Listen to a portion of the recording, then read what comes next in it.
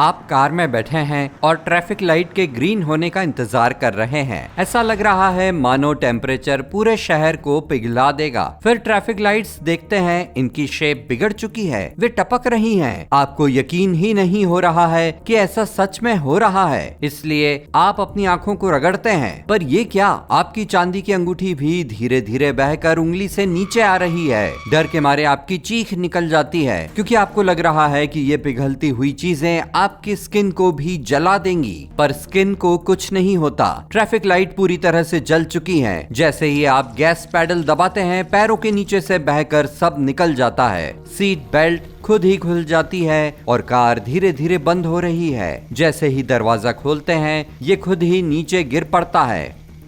आप जल्दी से कार से बाहर निकलते हैं और इसे धीरे धीरे पिघलते देखते हैं। टायर, पहिए, गाड़ी की ब्लू बॉडी, अंदरूनी पार्ट्स, इंजन सब पिघल रहा है। सिर्फ टायर, प्लास्टिक की चीजें, सीट्स, कारपेट्स और कांच बचे हुए हैं। तभी पीछे से आपको कुछ चीखें सुनाई देती हैं। वहां भी सभी की कार्स पिघल चुकी हैं। घटना की वीडियो रिकॉर्डिंग करने के लिए आप फोन निकालते हैं, लेकिन वो भी तो पिघल चुका है। आप बचे कुछ ग्लास, स्क्रीन और प्लास्टिक केस को निकाल लेते हैं। आसपास सभी मेटल्स पिघल रहे हैं। स्ट्रीट लैंप और बस स्टॉप एक ही तरह के मास में बदल चुके हैं। अचानक सड़क पर सन्नाटा हो जाता है और कार के हॉर्न, हाईवे का शोर, सायरन, एग्जॉस्ट फ्यूम्स और इंजन की आवाजें सब गायब हो जाती हैं। मेल्ट हो चुकी मेटल्स ने सड़क को बहती हुई नदी में बदल दिया है और इसके बीचों बीच आप खड़े हैं। इस नदी में कार के बचे हुए पार्ट्स को बहते हुए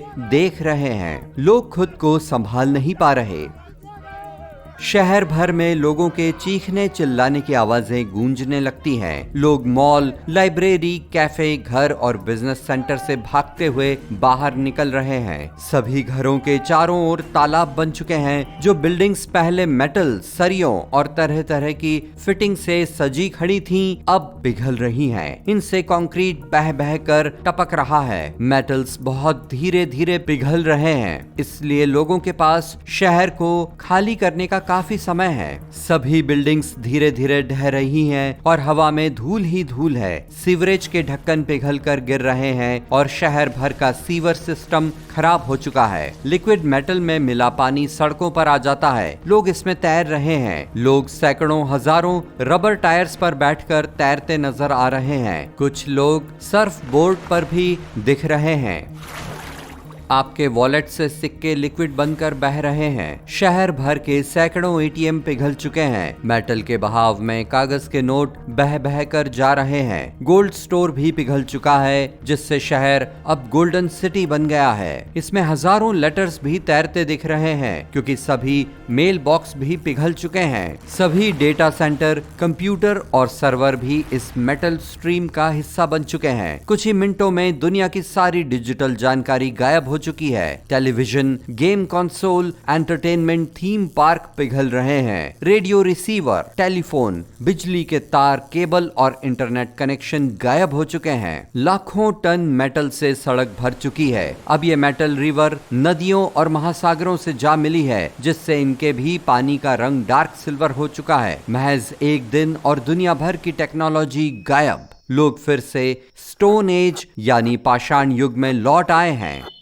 शहर मेटल यानी धातुओं की बहती नदी में बदल चुका है और लोग अब गांव की तरफ दौड़ रहे हैं। साइकिल, मोटरसाइकिल और ट्रैवलिंग के बाकी सभी साधन गायब हो चुके हैं। शहर के लोगों के पास अब बिजली से चलने वाली कोई इलेक्ट्रॉनिक चीज नहीं है। नेचुरल इलाकों में रहना भी सुरक्षित नहीं है। पहाड़ों और जमीन के नीचे दबी मेटल भी पिघल रही है। इससे जगह जगह से जमीन और पहाड़ों की शेप भी बदल रही है। पहाड़ तो पिघलती आइसक्रीम की तरह ढह चुके हैं। पूरी दुनिया भूकंप के झटकों से जूझ रही है। भूकंप के झटकों से ज्वालामुखी भी एक्टिव हो चुके हैं। इनसे निकलते लावा की राख से बादल बन गया है। ज्वालामुखी लावा में बहुत सारी पिघली हुई मेटल्स भी मिली होती हैं और अब ये पूरी तरह पिघल चुकी हैं और सॉलिड नहीं है। अब लावा ठंडा होकर ज्वालामुखियों के चारों ओर इकट्ठा हो रहा है।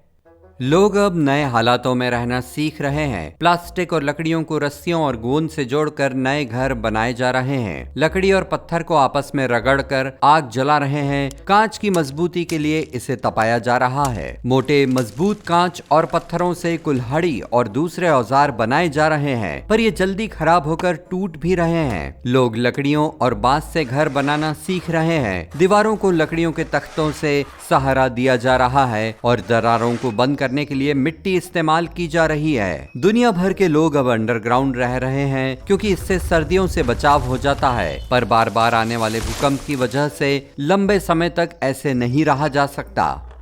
सड़कों पर लकड़ी के रथ दिख रहे हैं। लोग फसलों को लेकर परेशान होना शुरू हो गए हैं। मेटल की चीजें मिट्टी में रिस जाती हैं और इससे फसलों को नुकसान होता है। जो लोग समुद्र के पास रहते हैं वे भूकंप आने पर लकड़ी से बने राफ्ट या हवा भरी नावों पर चढ़ जाते हैं और किनारे से दूर हट जाते हैं। अगर लंबी दूरी तय करनी हो तो पैराशूट से जाते हैं। अगर ज्यादा दूर तक जाने के लिए हवा न हो तो पास के ही गांव में उतर जाते हैं। दूसरे देशों में लेटर नहीं भेजे जा सकते क्योंकि अब न तो रेल है और न ही रेलवे। लोग पैदल ही मीलों की दूरी तय करते हैं और खाना बदोशों की तरह रहते हैं। अगर पास के गांव में किसी को कोई मैसेज भेजना हो तो कबूतर को लेटर देकर भेजा जाता है। बिजली के बिना खाना बनाना और सर्दियों में रहना काफी मुश्किल हो चुका है, पर उम्मीद अब भी बाकी है। वैज्ञानिक टेक्नोलॉजी डिवाइसेस के बिना मेटल में आए इस बदलाव का कारण पता नहीं लगा पा रहे हैं, लेकिन उनका मानना है कि शायद इनमें ये बदलाव मॉलिक्यूलर लेवल पर हुए हैं। इनके मॉलिक्यूल्स एक दूसरे से दूर हो गए हैं और शायद इसी वजह से ये पिघल रहे हैं। सब कुछ वापस ठीक करने के लिए इन मॉलिक्यूल्स को वापस एक दूसरे के साथ जोड़ना होगा और इसके लिए इलेक्ट्रिकल करंट की जरूरत पड़ेगी। शुक्र है ये हमें आकाश से मिल जाएगा। आए दिन कहीं ना कहीं बिजली कड़कती ही रहती है, हमें बस इसे इस्तेमाल करना होगा। साइंटिस्ट प्लास्टिक के कंटेनर बनाते हैं और उन्हें लिक्विड मेटल से भर देते हैं। सभी कंटेनर एक रबर के तार से जुड़े हैं जिसके अंदर पिघला हुआ कॉपर यानी तांबा भरा है। कॉपर से इलेक्ट्रिसिटी आराम से बह सकती है।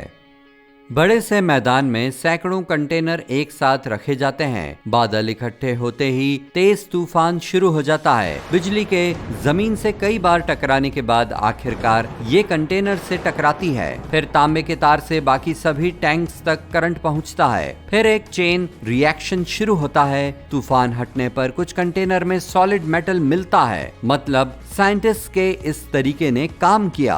अब हमारे पास कुछ टन रॉ मेटल है। साइंटिस्ट कबूतर डाक से ये खबर दुनिया तक पहुंचा देते हैं। जल्द ही बिजली से मेटल को सॉलिड करने की प्रोसेस दुनिया भर में शुरू हो जाती है। अब तक इतना मेटल इकट्ठा हो चुका है जिससे पावर प्लांट के लिए जरूरी इक्विपमेंट्स बनाए जा सकें। साइंटिस्ट पावर प्लांट की इलेक्ट्रिसिटी से मेटल को पावरफुल मैग्नेट्स में बदल देते हैं। पिघला हुआ लोहा, तांबा और एल्यूमिनियम जो रिस कर जमीन और समुद्र की गहराइयों तक चला गया था, उन्हें वहां से निकालने के लिए मेटल माइनिंग स्टेशन बनाए जाते हैं।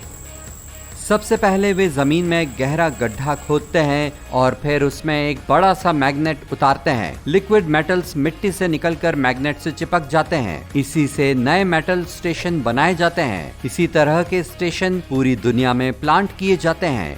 समुद्र, नदियों और महासागरों में बड़े बड़े मैग्नेट्स तैर रहे हैं। इस लिक्विड मेटल को पानी से बाहर पंप कर इलेक्ट्रिकल चार्ज से सॉलिड किया जाता है। फिर इनसे मेटल इक्विपमेंट्स जैसे कुल्हाड़ी, आरी, मशीन टूल्स, निहाई, ताड़ियां और पहिए बनाए जाते हैं। इनसे घरों के लिए मेटल की फिटिंग और फ्रेम भी तैयार किए जाते हैं। लाइफ धीरे धीरे इम्प्रूव हो रही है। चेन, साइकिल और फैक्ट्रीज को दोबारा बनाया जा रहा है। रेलवे सिस्टम दोबारा तैयार कर पहली ट्रेन को लॉन्च किया जाता है। फिर से एक नए इंडस्ट्रियल एरा की शुरुआत हो चुकी है। लोहा, निकल और एल्यूमिनियम अब सोने से कहीं ज्यादा महंगे हैं क्योंकि ये डिमांड में हैं। इसके अलावा लिक्विड कॉपर को लिक्विड सिल्वर और दूसरे मेटल से अलग करना भी काफी मुश्किल काम हो चुका है। इसी वजह से इनकी कीमतें भी बढ़ गई हैं।